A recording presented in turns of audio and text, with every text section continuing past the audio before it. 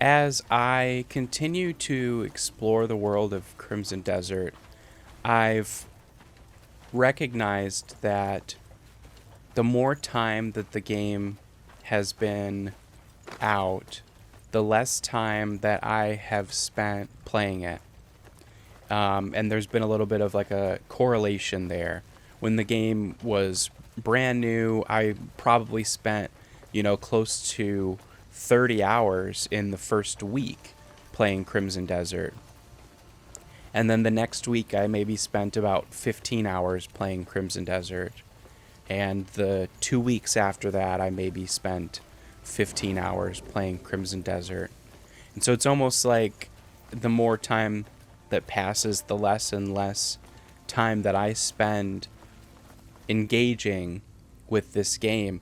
And there's a couple of ways that you could feel about that.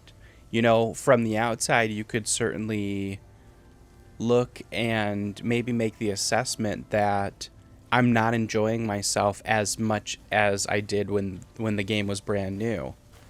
But I don't necessarily know that that would be an accurate assessment because I feel as though every time that I do pick up the controller and I do play Crimson Desert, that I'm enjoying myself. I'm having a good time. And along with that, I'm constantly reminding myself to slow down and to not rush through any of what this game has to offer. I'm not in any sort of a hurry to reach the end credits or to have the strongest weapons and the best armor or anything like that.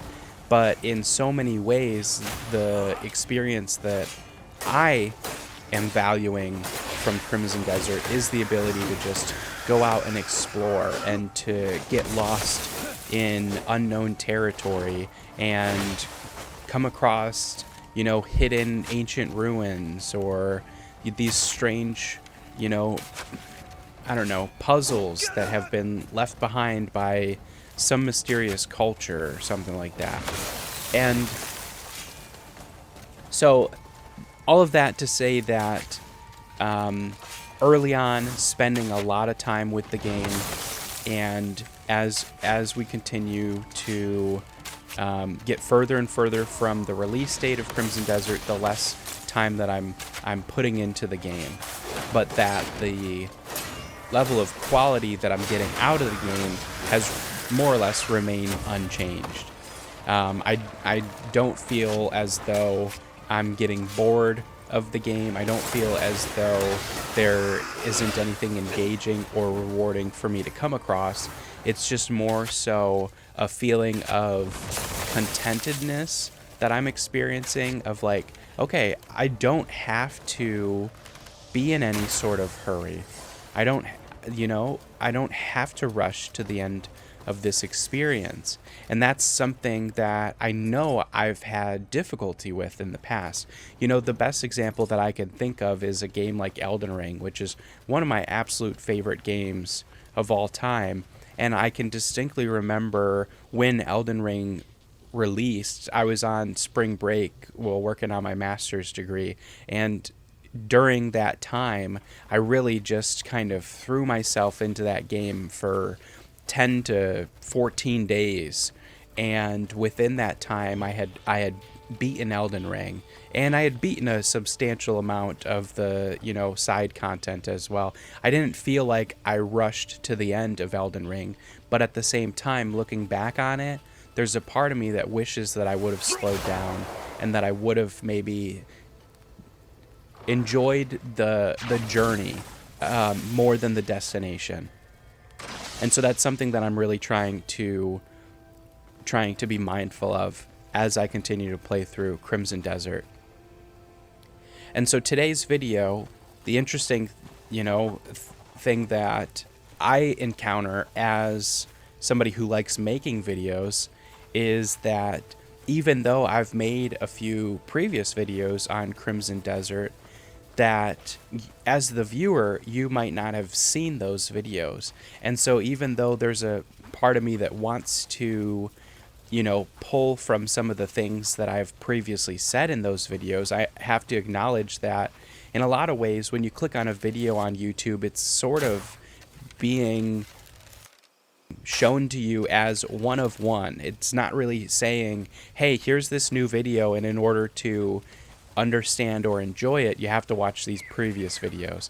And I certainly don't think that that's necessarily the case, but that it's one of those things that as a creator, I'm trying to be mindful of the fact that I can't necessarily just pick up where I previously left off without maybe introducing some of the groundwork or foundational concepts of how I'm engaging with Crimson Desert.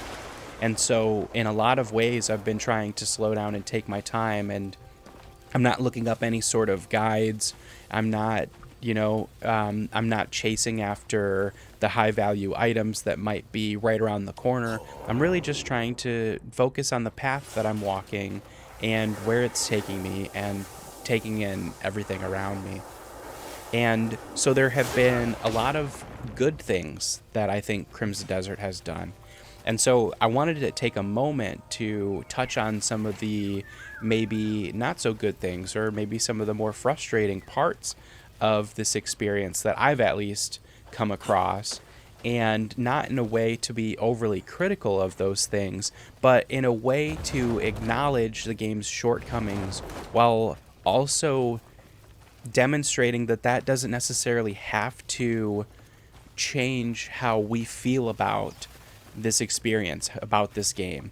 This section here, they tell us that we want to get inside of this tower, and the door's broken and busted. And so I'm sitting here trying to think about, how am I going to get in this tower? I'm thinking I probably have to climb the thing, don't I? And yep, I did. I had to climb the tower.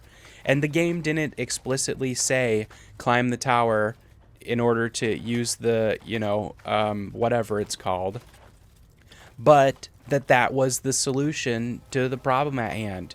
And I do kind of appreciate the fact that I had to figure that out a little bit.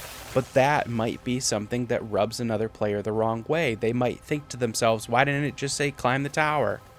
And so I get that. This was another section that I think was a little bit frustrating and took me some time to really figure out. But you take this basically elevator through the sky, and you get to this area where you don't really get a whole lot of direction as to what you're supposed to do in order to progress through this next section. And this took me honestly probably about 30 to 45 minutes to figure out what I was supposed to do here.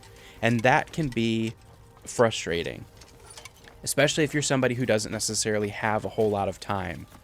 And for someone like myself who's trying to kind of slow myself down and really take in everything around me, well, even for me, this felt a little bit like it was wasting my time, to be quite honest with you. And it's one of the few times that I've felt that way about this experience. And so I think that it's important to shed light on that, because it doesn't have to completely ruin your opinion of the game. It doesn't have to completely tarnish how you feel about this piece of art that you've been engaging with. Just because some things are a little bit harder to figure out than others doesn't necessarily mean that they don't still add to the experience in some way. Like, there is something that I do appreciate about having to figure things out for myself, and not being to keep him busy down in the command post. Not being given a world that's covered in yellow paint that guides me exactly to where I'm supposed to be, if that makes sense.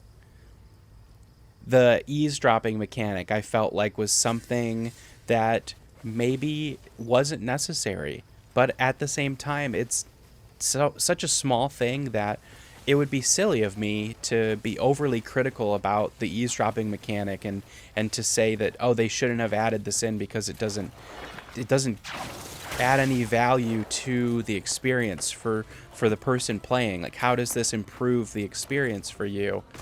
Maybe it doesn't.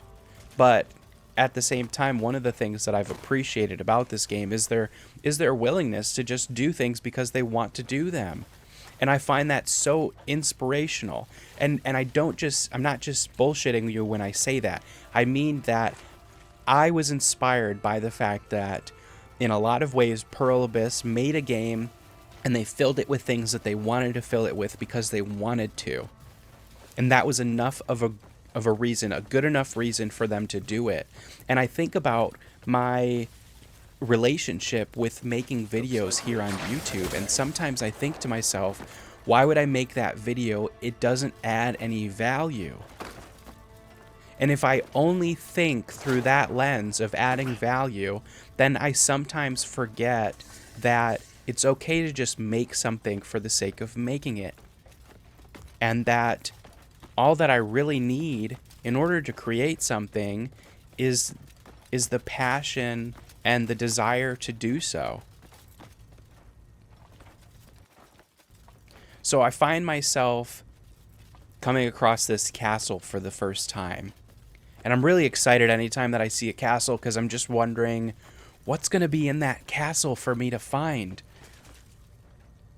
What's going to be in that castle for me to engage with? What's the little secret that's going to be hiding behind those walls? And sometimes there's nothing.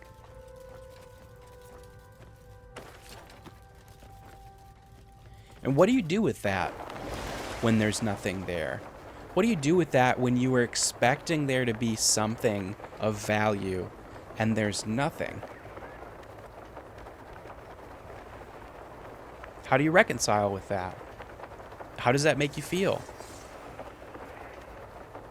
Because for some people, that might be enough to turn them away from this experience. They might see that castle, they might see it looks busy, but it's kind of an illusion. There's not a whole lot going on.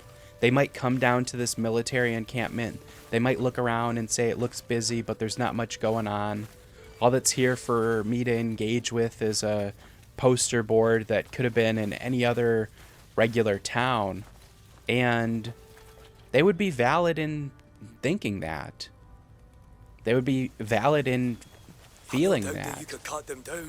And at the same time, sometimes those moments that feel empty, feel a little bit hollow or shallow, they're there to kind of emphasize the moments where it feels like you made this incredible discovery.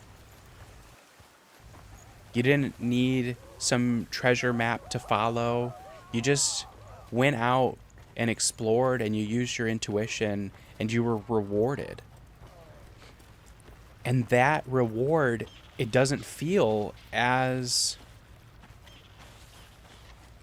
good when everything is rewarding. And that, again, might sound a little bit counterintuitive, but I think that it tends to be true. I mean, this village here and this side quest that they sent me on was incredibly rewarding. It was an amazing experience to be a part of and to find it organically. You know, I was out exploring and I found an unreachable village. And just the intrigue of that. I can't get to this village. Why can't I get to this village? And then trying to figure out how am I going to get into the village, and then discovering that there are Ents in this world, and that it was again a reminder that this is fantasy. And that sometimes we can forget that. We want this realism. We want this level of realism from everything. The castles and the military encampments. We want them to feel alive. And that's fair. We want it to feel real. But at the same time, it's fantasy. And how do we compartmentalize those two things? How do we put them in a box together and say, I want realism, but I also want fantasy? It's like you have to have some kind of suspension of disbelief just to engage with the game in the first place. And yet sometimes we can take the little things for granted because we find moments of silence, moments of quiet, moments of reflection and introspection, moments where the game wants you to just take a breath.